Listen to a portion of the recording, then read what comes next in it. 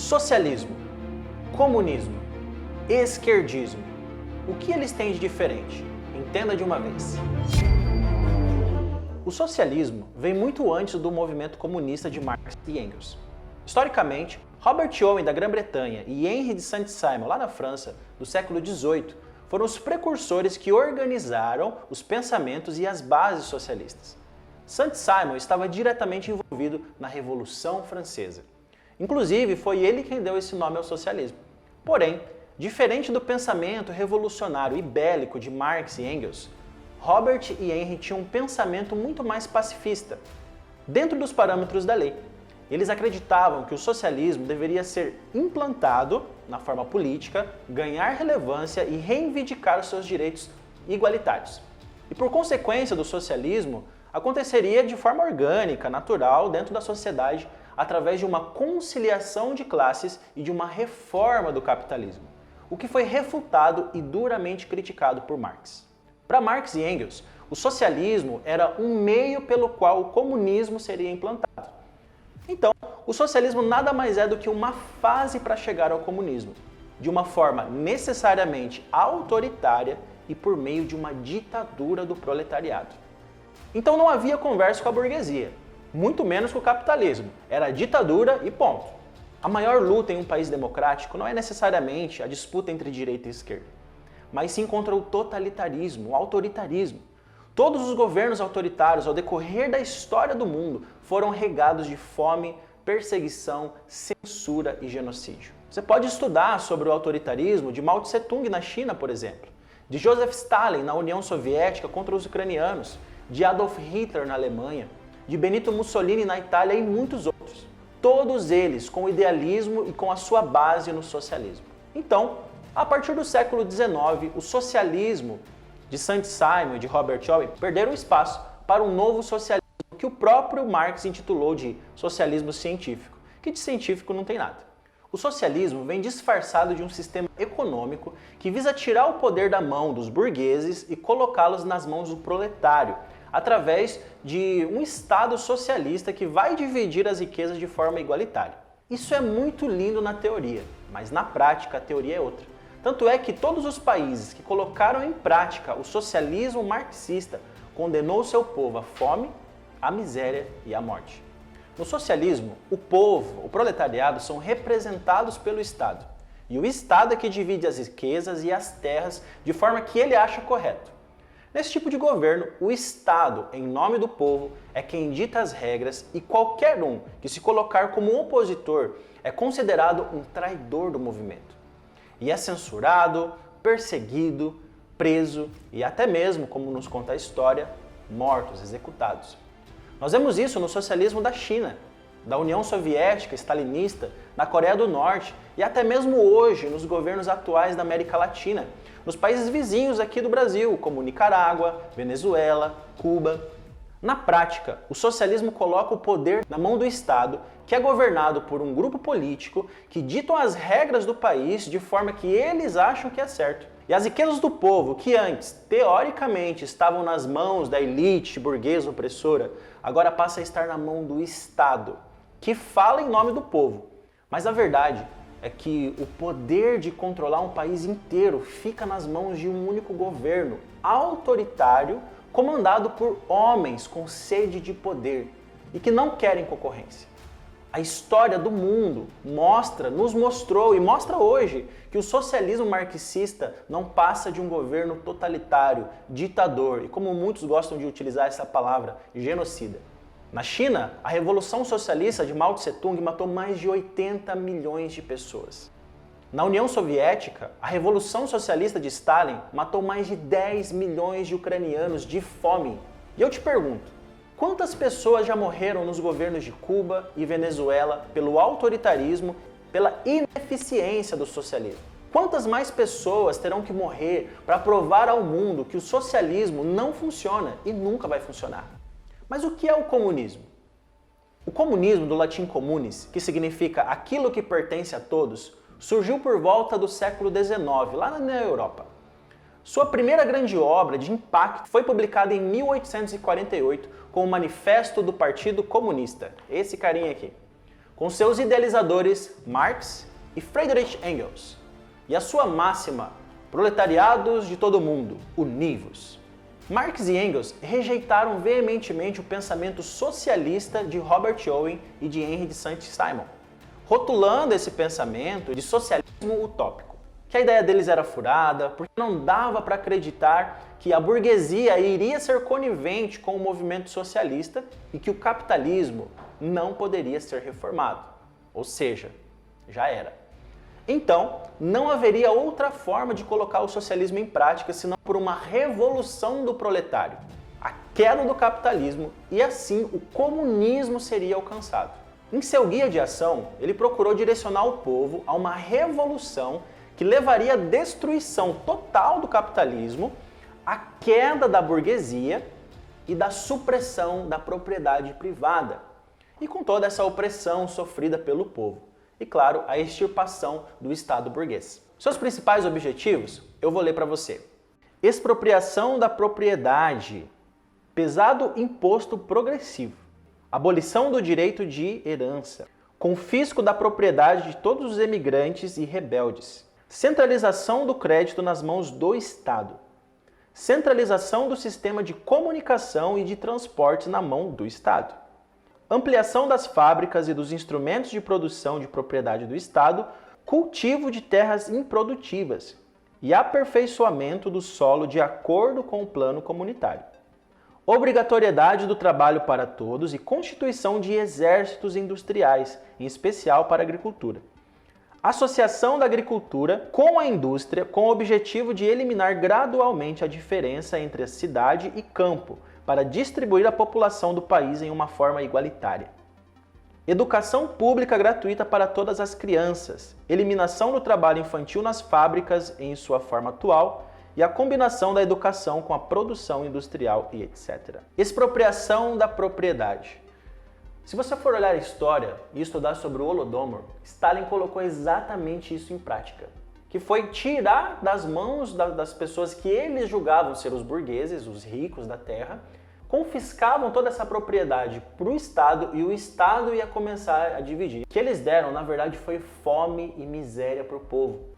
Pesado imposto progressivo, ou seja, mais Estado, mais imposto e menos liberdade.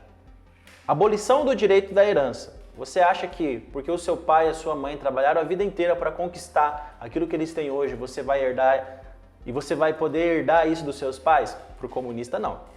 Confisco da propriedade de todos os emigrantes e rebeldes. Aqui, o Estado vai dizer quem são os emigrantes e quem são os rebeldes. Sabe onde isso aconteceu? Na Alemanha nazista. Adolf Hitler fez exatamente o que esse manifesto comunista está dizendo. Confiscou a propriedade de todos os emigrantes e rebeldes, ou seja, é o Estado quem vai dizer quem é rebelde e quem não é. Centralização do crédito nas mãos do Estado, ou seja, mais uma vez, o Estado forte e o povo miserável. Centralização do sistema de comunicação de transporte nas mãos do Estado. Você sabe o que é isso? Censura.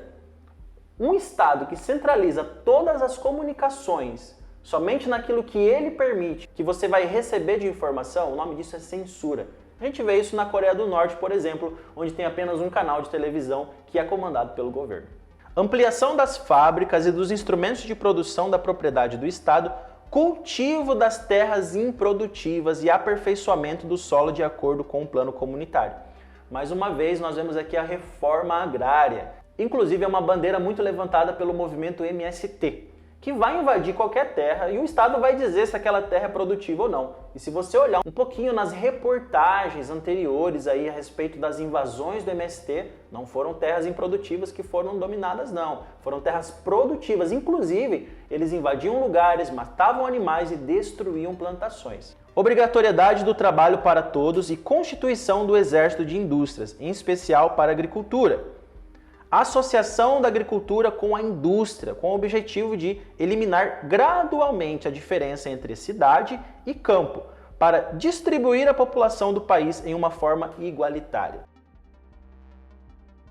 E a última, e a mais interessante, é educação pública gratuita para todas as crianças. Uau! Isso aqui parece ser maravilhoso. Mas sabe onde as pessoas são doutrinadas e ensinadas a não lutar e nem pensar contra o governo?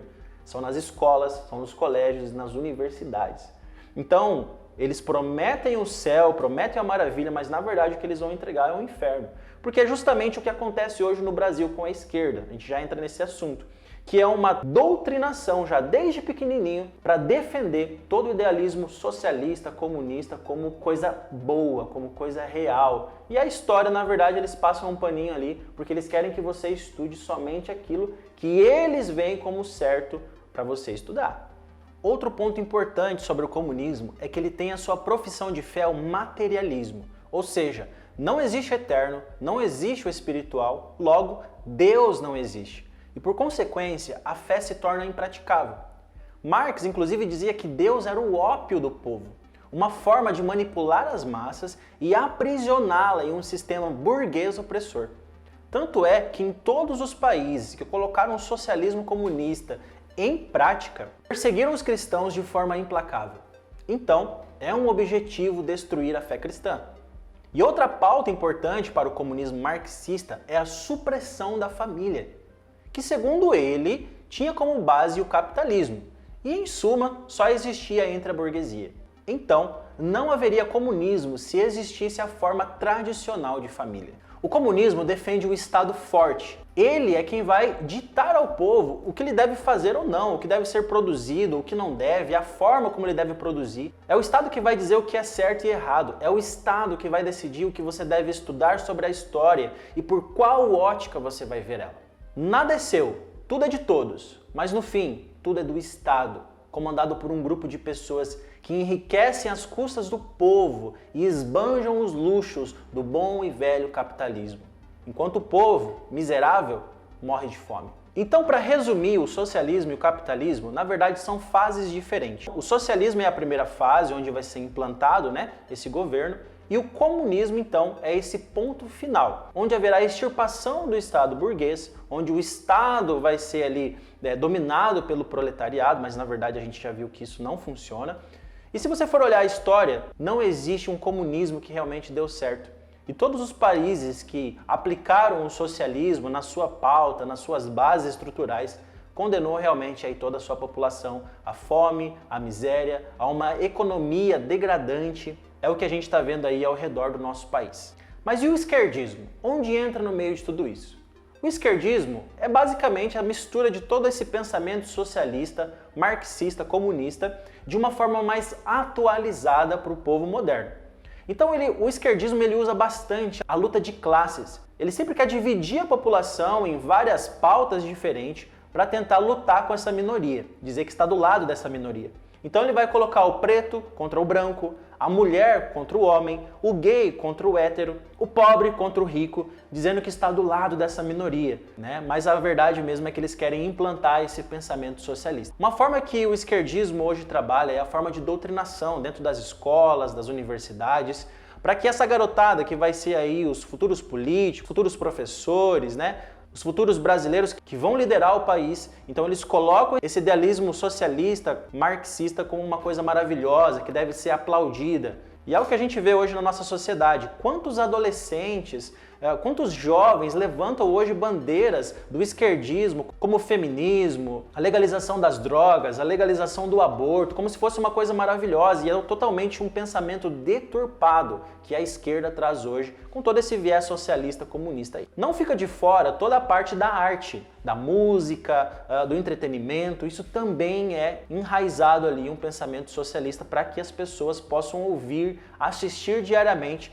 esse viés e levantar essas pautas aí. Infelizmente, nós vemos muito isso dentro das igrejas cristãs. Existem muitos pastores, muitos líderes que defendem piamente o esquerdismo, sendo que se você for comparar com a palavra de Deus, não tem como a gente misturar o esquerdismo com o cristianismo. Se você, que é cristão, se diz de esquerda, talvez você não tenha entendido de fato o evangelho de Jesus, ou não tenha entendido de fato as pautas esquerdistas, socialistas, comunistas. Então o esquerdismo nada mais é do que uma forma mais atualizada, uma forma mais moderna e também muito mais inteligente de implantar na raiz da sociedade os pensamentos socialistas e comunistas, fazendo então aquilo que a gente está vendo aí em todo o nosso país, de pessoas contra pessoas, de pensamentos contra pensamentos, trazendo divisão entre o povo. E uma forma de você dominar um país é dividir para conquistar. Então eu espero que de alguma forma eu tenha conseguido transmitir para você o que é o socialismo de fato, o que é o comunismo e como funciona o esquerdismo hoje de uma forma muito prática e fácil de você entender. Se você quiser se aprofundar nos estudos, eu falo para você estudar sobre o manifesto do Partido Comunista para você ver realmente o idealismo deles, como é um idealismo sujo, o idealismo ateu, o idealismo onde o povo é fraco e o Estado é forte e que na prática isso não funciona. Outro livro muito interessante é A Revolução dos Bichos, que fala justamente sobre a Revolução Socialista lá na antiga União Soviética. Ele faz aqui uma assemelhação, entre os bichos, falando de Stalin, Lenin, Marx e Trotsky. Outro livro interessante é o 1984, também de George Orwell, que inclusive era um socialista, mas ele era trotskista. Ele achava que o Stalin não pensava igual o Marx, mas na verdade era tudo a mesma coisa. Mas você vai ver que na prática, aquilo que está escrito nesse livro aqui está acontecendo hoje, inclusive aqui no nosso país, onde nós temos um ministério, o STF, o TSE, que ditam as regras que foram colocados lá por quem, gente? Pelos esquerdistas. Você vai ver toda a censura, toda a facilitação pro outro lado da esquerda, e eles ditando a regra do país e todo mundo tendo que aceitar de boquinha fechada. Então é um livro muito interessante para você estudar nessa atualidade também. Outro livro que eu super indico você estudar é sobre o Holodomor, que foi a Grande Fome Vermelha, que matou milhões de pessoas através da fome e também de execução, mas principalmente com a fome onde milhares de ucranianos morreram. Inclusive, alguns dias atrás, o presidente Putin mandou retirá-la da Ucrânia um monumento feito em memória dessas pessoas que morreram por causa do stalinismo, dizendo que a gente não deve ficar preso ao passado. Mas o fato é que se você não estuda a história, você está fadado a cometer os mesmos erros.